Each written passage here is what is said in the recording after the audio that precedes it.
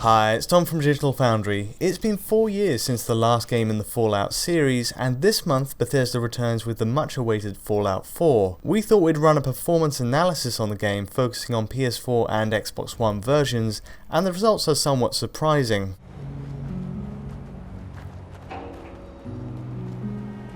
First up though, we can confirm PS4 and Xbox One render at a crisp native 1080p resolution here. It gives us a sharp base image to work with, and it's a surprising turnout for Microsoft's machine in particular, which has a history of compromising its resolution in similar open world games. Instead, it's good news that both consoles give a full HD presentation here, using a temporal anti-aliasing technique to treat the game's jagged edges. Now, we'll be giving a more thorough analysis of the game's visuals later on, but early testing shows PS4 and Xbox One's visual settings are surprisingly close across the board. Texture mapping is matched for resolution, and each uses the same grade of ambient occlusion, plus effects work is identical too. With everything being so close though, how does the frame rate on these machines hold up when put side by side? Well, as you've already noticed, Fallout 4 targets a 30 frames per second update here. This is with VSync engaged as well, so there's no distracting screen tear to speak of in the console experience. For an open world game, targeting 30 FPS makes a lot of sense, especially with the detail-rich environments Fallout 4 is pushing for. That being said, it's far from a perfect situation on console as far as frame rate consistency goes. As you can see, the game is largely hitting 30 FPS to start, but can drop to the low 20 FPS line on PS4 and Xbox One, depending on the situation. These hits to performance are especially noticeable when moving between two major city areas. It always kicks in at the same spot on both consoles, as if assets are being decompressed on the fly for the next location. Either way, it's far from as smooth as we'd like, though PS4 does often stay ahead in matching runs across the world. What do you mean you can't open the gate? But that's not the whole story. Overall, Xbox One suffers to a greater extent from a stuttering issue that halts the game experience midway through travelling and battling. Each has their blips, but having tried two separate Xbox One consoles, the results are always the same. We get sizable stutters that last up to a second. As you can see, stutters kick in just before cutscenes take place, or if your dog's sidekick finds a new item, or even when changing to a new weapon. On Xbox One, this causes a massive lurch downward to the 0 FPS mark on our graph, and occasionally it causes sounds to delay when firing a gun. Overall, it's fair to say it doesn't manifest to nearly the same degree on PS4.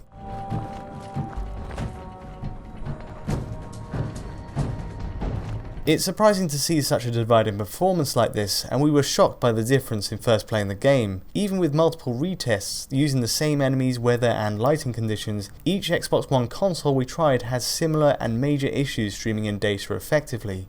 It isn't a constant issue, but it happens often enough as we walk through the world to distract.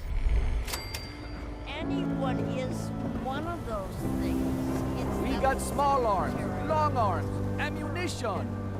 Diamond City surplus. As well as this, PS4 also has the general performance advantage in complex areas like Diamond City. Just walking around the town centre here, PS4 gives us the overall smoother readout. It is one of the more built up and densely packed spots in the game, and most other cities hold up fine at 30 FPS. But even so, as a stress test when overlooking this city, Xbox One lags behind at a consistent 25 FPS, while PS4 holds at 28 FPS until we leave the scene.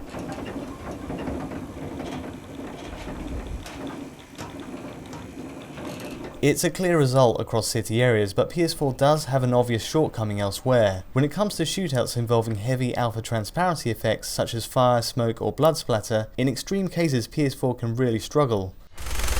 Here's a clear example, where we approach an early Deathclaw enemy in Concord Town. Using the same conditions, Sony's console drops frames noticeably to near the 20 FPS line at points. It's a heavy hit on performance across the stretch of this test. We retried this section several times on both consoles, but Xbox One consistently produced a smoother readout. It holds at 30 FPS throughout and handles the build-up of effects on screen more capably.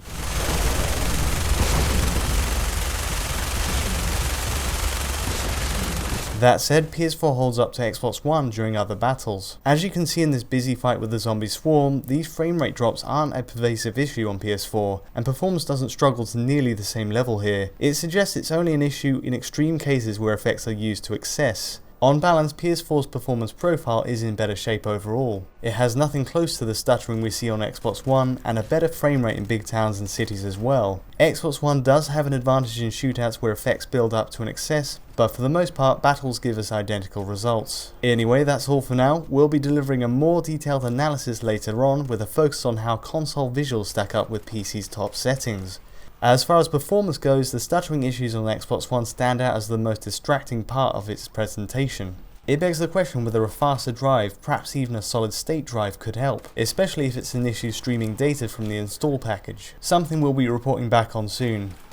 Anyway, if you found this video useful, feel free to hit the like button below, and if you want to hear more detailed analysis on Fallout 4 or other big upcoming games, be sure to hit that subscribe button too. We'll be back with plenty more in the coming days, but until then, thanks for watching.